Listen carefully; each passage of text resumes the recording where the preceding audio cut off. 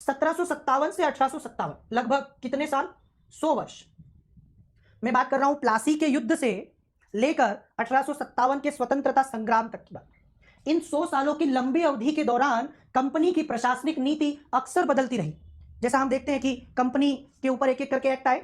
1773 का एक, 1784 का पीट का एक, 1793 का एक, 1813, 1833, 1853, 1857 तक कितने सारे एक्ट पारित किए गए। तो प्रशासनिक नीति तो बदलती रही, पर एक चीज कॉमन थी, इसका जो मुख्य लक्ष्य था वो उसने कभी नहीं छोड़ा। चाहे अंग्रेजों ने इन 100 सालों में भारत में अपनी कई नीतियां बदली हो, कि पहले उन्होंने हड़पने की नीति अपनाई हो, सहायक संधि की नीति अपनाई हो, देशी राज्यों को मिलाने की नीति अपनाई, बाद में देशी राज्यों को जो है हाथ ना लगाने की नीति अपनाई, फिर उसके साथ में और भी अलग अलग प्रकार की भारतीयों को शामिल करने की नीति, प्रतियोगी परीक्षा की नीति, कंपनी पर नियंत्रण की नीति, ये बदलती रही। पर एक चीज नहीं बदली, और वो एक चीज थी उनका मुख्य लक्ष्य। और वो मुख्य लक्ष्य क्या था? कौन सी चीज थी जो मेन थी, जिसके लिए क्या क्या मुख्य लक्ष्य थे? कंपनी के मुनाफे में बढ़ोतरी। बस आप कुछ भी करो, आप भारत में कोई भी नीति अपनाओ, पर एक कॉमन लक्ष्य क्या है? कंपनी का फायदा होना चाहिए। लगातार कंपनी के मुनाफे में, उसके प्रॉफिट में लगातार बढ़ोतरी होगी। भारत पर अधिकार को ब्रिटेन के लिए फायदेमंद बनाना।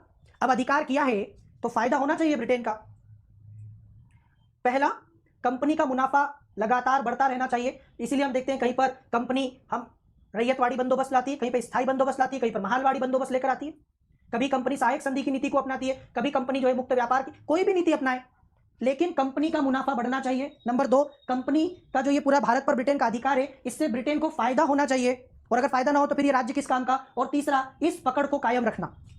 आज जो जीता है इसको हमेशा बनाए रखना और मजबूत करना। मतलब कंपनी ने जो इलाके जीत लिए हैं भारत में, जो ब्रिटिश साम्राज्य, ब्रिटिश एम्पायर स्थापित हो चुका है, वो बना रहना चाहिए आगे तक। वो भारत एक ऐसी सोने की खदान थी कि जिससे वो बहुत ज्यादा अपने फायदे की चीजें निकाल सकते थे, और जब तक ये सोने का अंडा देने वाली मुर्गी उनके पास है, तब तक उन्हें फायदा इसका मिलता रहेगा। और इस पैसे से वो न सिर्फ ब्रिटेन का विकास कर सकते थे, जो उन्होंने किया, औद्योगिक क्रांति में भारत के पूंजी का बड़ा योगदान, और साथ में जो दूसरी जगह पर वो जीतना चाहते हैं, वो अफ्रीका हो या कोई भी इलाके हो, वहां पर इस सोने की अंडे देने वाली मुर्गी का उपयोग।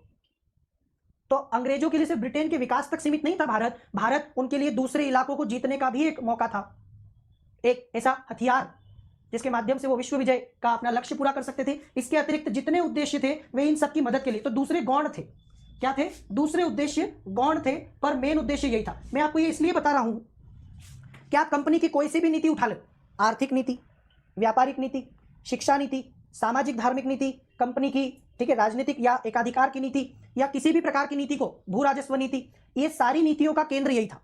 अगर उन्होंने भारत में कुछ भी किया, ट्रेन चलाई, यही कारण था। भारत में लोगों को शिक्षित किया, यही कारण था। भारत में अलग अलग जगह कृषि की अलग अलग नीतियां अपनाई, यही कारण था। कारण यही था।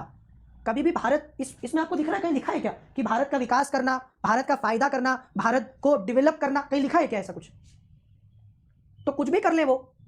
हमें लग रहा था कि कई बार हमारे यहाँ पर कुछ बुद्धिजीवी थे, पढ़े लिखे, जिन्हें ऐसा एक समय गलतफहमी हो गई थी कि ये हमारा उद्धार करने आए हैं, ये हमारा उद्धार कर सकते हैं।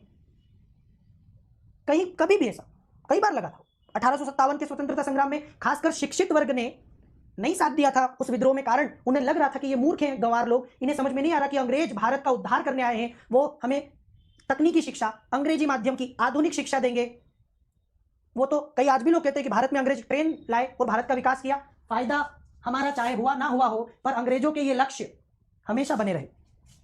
जब जब उन्हें लगा कि इससे उन्हें फायदा हो सकता है, वो उन्होंने किया, और जैसे उन्हें लगा कि अब इसका कोई फायदा नहीं हो रहा या इससे उन्हें नुकसान हो रहा है, वो उन्होंने बंद कर दिया। आपका फायदा ना उन्होंने कभी सोचा था और ना कभी उन्होंने उस फायदे के बारे में विचार किया। अब ये वो लक्ष्य हो गए जिनके देखकर कंपनी ने भारत में अपनी नीति अपनाई। भारत सरकार का प्रशासनिक ढांचा इन्हीं लक्ष्यों को पूरा करने के लिए बनाया और विकसित किया गया। क्यों सिविल सेवा का यूरोपीयकरण किया गया? क्यों बड़े बड़े पदों से भारतीयों को अलग रखा गया? जरा सोचिए, क्या आपने देखा है कि अंग्रेज काल में भारत बड़े बड़े पदों पर, कलेक्टर या बड़े जज या जो पद होते थे, वो सब यूरोपीय लोगों के पास थे। तो एकाधिकार, सेना में बड़े पदों को रिजर्व कर दिया गया, प्रशासन में बड़े पदों को रिजर्व कर दिया गया, न्यायपालिका में बड़े पदों पर रिजर्वेशन कर दिया गया यूरोपियों का। ये सब क्यों किया गया? ये सब किया गया उनके हितों को ध्यान में रखकर। और ये पूरा प्रशासनिक ढांचा, क्योंकि अगर आप कंपनी के मुनाफे में बढ़ोतरी चाहते हो तो वो एक भारतीय थोड़े ना करेगा, एक अंग्रेज करेगा वो काम। अगर आप भारत पर ब्रिटेन का शासन फायदेमंद बनाना चाहते हो उनके लिए, तो वो यूरोपीय करेगा। अगर आप भारत पर ब्रिटिश पकड़ को कायम रखना चाहते हो तो वो यूरोपीय करेगा, वो भारतीय थोड़े ना करेगा। तो धीरे धीरे भारतीयों को पूरी तरीके से अलग कर दिया इस सबसे, जो आगे आने वाले चैप्टर में हम वो भी देखेंगे। पर ये मेन कारण था जिसकी वजह से उन्होंने नीति अपनाई।